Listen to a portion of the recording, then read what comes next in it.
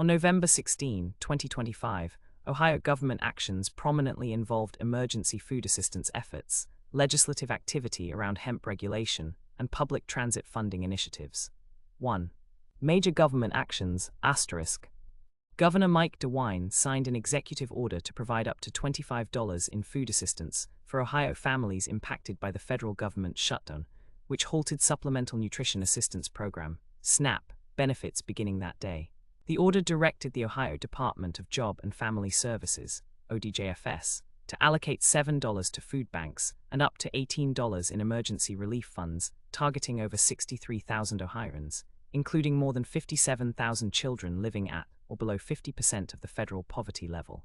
This state intervention was intended to mitigate hardships from the federal SNAP disruption and was publicly supported by Ohio legislative leaders Rob McCauley, Senate President, and Matt Huffman, House Speaker. DeWine also urged U.S. Senate Democrats to pass a continuing resolution to restore federal SNAP funding promptly.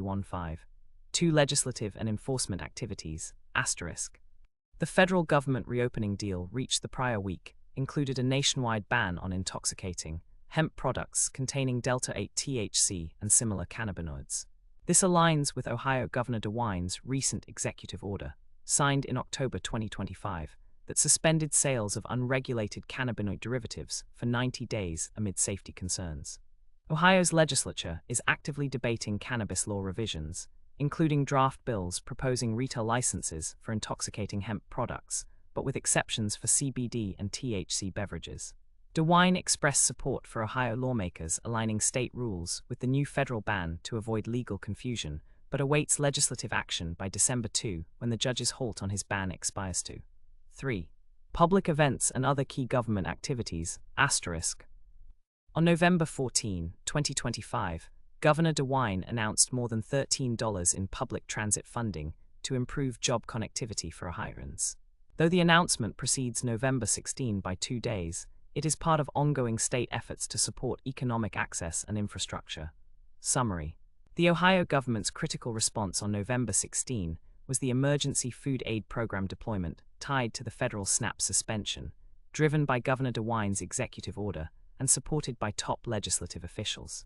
Concurrently, enforcement and legislative efforts to regulate hemp products continued amid new federal restrictions matching Ohio's prior state-level actions, with lawmakers working to establish clear legal frameworks by December.